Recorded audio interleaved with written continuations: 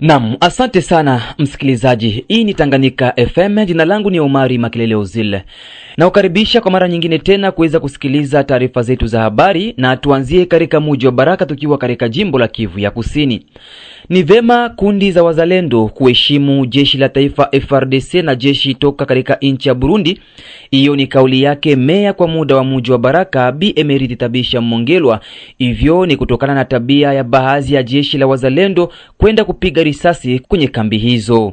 Akiwa mbele ya vipaza sauti vya Tanganyika FM katika mji wa Baraka, meya huyo makamu wa mji huu Emeriti Tabisha Mongelwa amesema kupata mshangao kuona baadhi ya jeshi la wazalendo mjini Baraka wanakwenda kwenye kambi ya jeshi la taifa FARDC na Warundi wapalikanao katika kata la Mshimbake na kuanza kupiga risasi holela. Bi Emeriti Tabisha Mongelwa aeleza yafuatayo.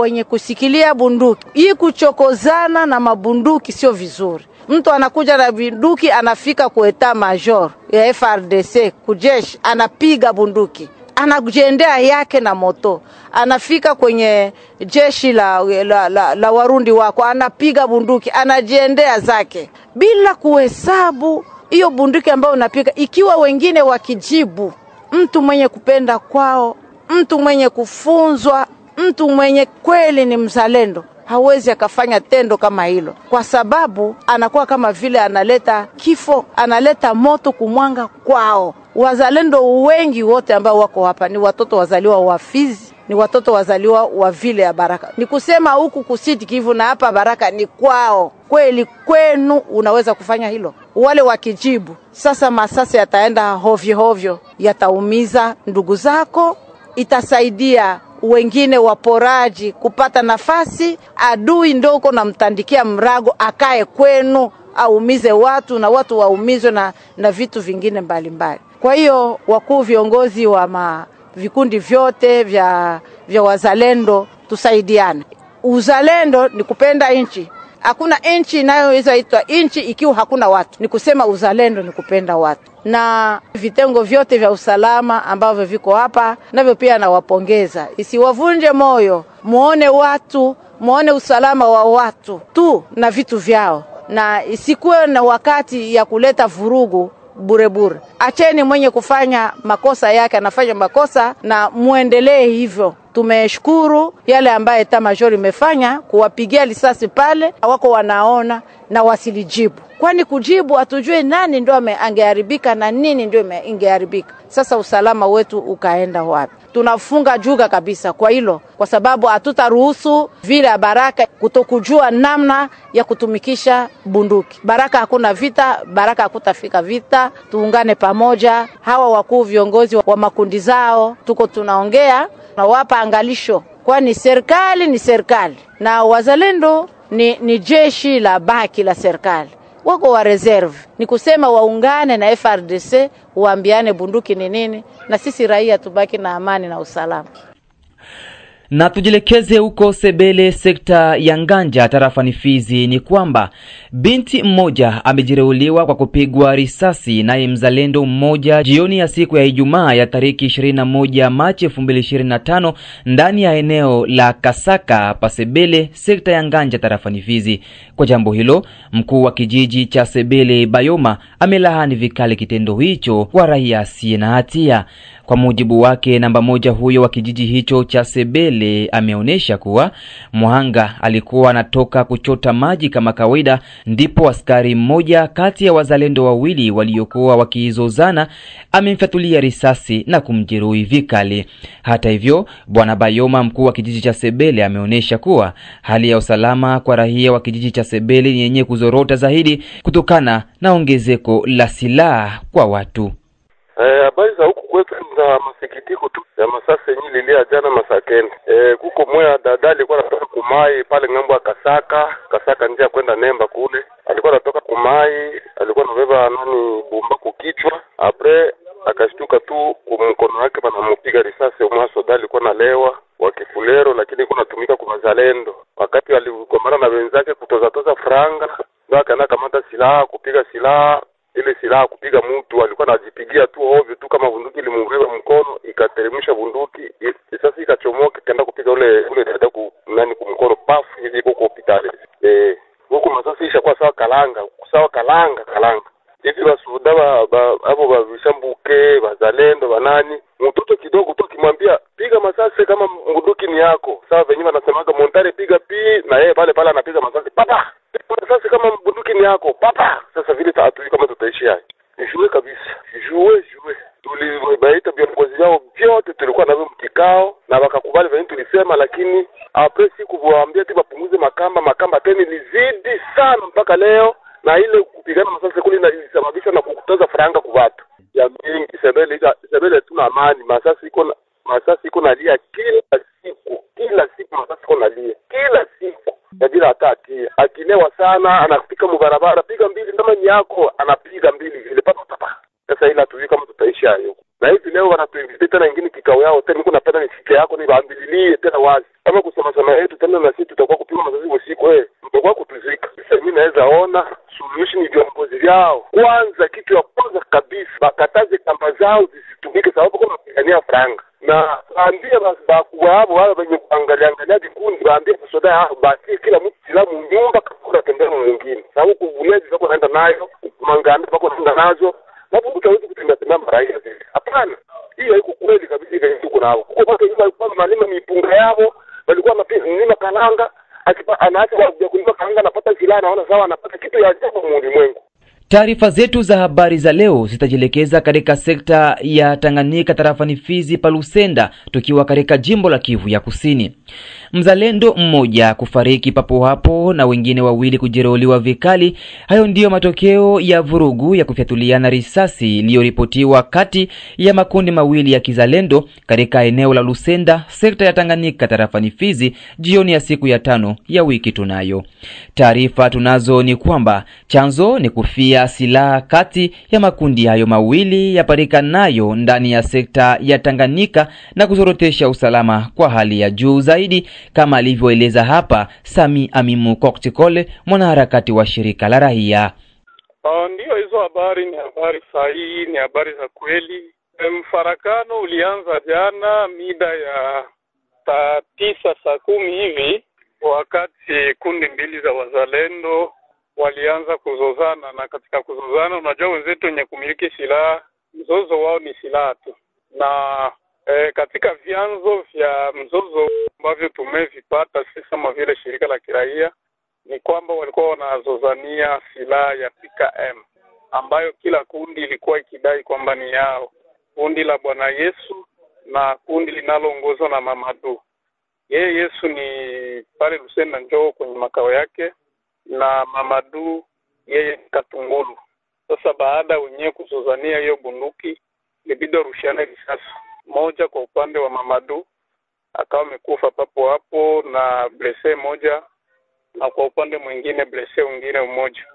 Njoo ilipanike mwingine de Lusenda Asanza, lakini leo mchana mpaka hii magharibi hali bado ni shwari. En tout cas, hii comportement inatudecevoir parce que chaque fois secteur ya Tanganyika ni hizo mascenario tu. Juzi hapa ndio tumemzika jamadari Kibukila mtetezi kwa hali tu kama na hizo. Jana tena hii hali inajitokeza wenyewe kwa wenyewe. Kwa hiyo sisi kama vile mashirika za kiraia hatuna tegemeo lingine hapa msekta Tanganyika, hatuna presence ya FARDC. Wenyewe tuko nao hapa ni PNC na wazalendo. Na wenyewe sasa wakianza kugeuziana bunduki wao kwa wao, ile hali haipendezi na hairidhishi. Na labda inaweza kupelekea raia kutokuwa na imani nao, sababu ni wenyewe ndio tunajitegemea kwa sasa kwa wakombozi ama walinzi wetu. Sasa walinzi wakianza kuzozana, kupiga risasi kiolela kila siku, ile nachangia moja kwa moja kama raia walio wengi wanakimbia sekta ya Tanganyika, wakati labda adui angali mbali. Aiza, kuhusu viwango vya uhusiano kati ya raia na wazalendo ndani ya sekta hiyo, Sami Amimu Koktikole amerejea mara tena. Degré ya collaboration tukailinganisha 100%, tunaweza sema iko mu 50%. 50% pourquoi? Parce que raia ilishakuwa dépassé na mavenema. Kila siku il faut kulia risasi, kila siku il faut mansida tout sécuritaire, alors ile ndio maana inapunguza hata ingine 50% na kuacha 50%. nawaza vikao vilishafanyika vingi. Mimi mwenyewe inga 2 ama 3 zilizopita tulikuwa ndani ya mkutano, na katika mkutano tulijaribu kucreate makomision za kwenda kuwaona na kuwaonesha umuhimu wa wao kuwa pamoja, umuhimu wa wao kutulindia usalama ipasavyo, kuwakataza ile hali ya kupiga masasi kiolela. Lakini sekum sile makomision yenye tulikreaka na tukaenda kuwaona, tukawaongelesha, wakafanya sambla ya kusikia, mais yenye tunaona sasa c'est le contraire. C'est-à-dire juhudi zenye zote zenye shetu tulifanya, c'est comme si balizirejete en bloc, balifule au pied. Ilote mazungumuzo yenye tulikwenda kuzungumuza navo wakati tulijidisperse mu komisha katika eneo ambako kulikuwa vurugu tangu jana. Hali ilishinda ni ya wasiwasi tu, sababu raia walijawa na hofu, wakizani muda wowote saa zote mambo tena yanaweza yakaharibika, sababu kila upande mpaka sasa haujaridhika, unaendelea tu kukania upande mwingine. Aloro wakati tembo wawili wakiwa wanapigana, na waza ni majani ndio inapata shida, na ni sisi raia ndio tunalinganishwa na majani, na sisi ndio tunaendelea kusubiri makonsekanse ya ile ndio tunaanza ita chai paske bukicha na ifo kwanza kupigwa masasi sipa mboko mara pima mara sanza mara Rusenda mara Makobona, yani kila siku. Na tujielekeze huko katika jimbo la Kivu ya Kaskazini katika tarafa la Walikale. Ni kwamba mji wa Walikale unamilikiwa na wahasi wa M23 na ndio wanaendelea kuonekana katika sehemu mbalimbali za makata eneo hilo. Amehakikisha hayo moja kati ya wanaharakati wa mashirika ya kiraia katika eneo hilo la Walikale. Hivyo ni kutokana na habari za uongo zinazozagaa kunako mitandao ya kijamii kuwa M23 imejiondoa maeneo hayo. Kulingana naye, moja kati ya wanaharakati wa shirika la kiraia katika tarafa la Walikale amesema kuwa M23 inaendelea kusonga mbele katika sehemu zingine tarafani hapo, huku upande mwingine akiomba jeshi la taifa FARDC kufanya kila liwezekanalo ili vijiji hivyo viweze kukombolewa. Sinon c'est une façon de tromper le vigilance nationale et internationale et aussi à la communauté internationale. Et alors que hiyo ni hali ya kudanganya umakini wa taifa na kimataifa, vile vile kwa jamii ya kimataifa, wakati ambapo M23 iko katika mji, na kwa muda huu ambao nawaambia wanaendelea kupenya ili kuenea sehemu zingine bali na makao makuu ya tarafa kuelekea Kisangani. Ndio maana tumeshazoea maneno yao, ni muda mrefu anakuwa na hali hiyo kwa ajili ya kudanganya umakini wa raia. Ndio maana tunaomba kwa serikali ya Kongo kupitia jeshi la taifa la Kongo FARDC na wazalendo kuwafuatilia mpaka mwisho na kuwatoa kwa nguvu katika tarafa la Walikale, kwa sababu ni karibu saa 48 et par la force en territoire de Walikale. Pourquoi? Parce que jeshi la taifa linaendelea kuzunguka na ndege za kivita katika kata zimoja za mji na kwenye uwanja wa ndege, na ni katika hali hiyo tunapendelea jeshi la ardhi lisaidie ili kuwarusha wavamizi katika eneo la tarafa la Walikale. Ces agresseurs dans l'entité du territoire de Walikale. Mwisho wa taarifa zetu za habari kutoka Tanganyika FM. Mimi ni Omari Makelele Uzile, msikilizaji nasema asante na kwaheri. Habari za muda huu mpendwa mtazamaji wa Tanganyika TV.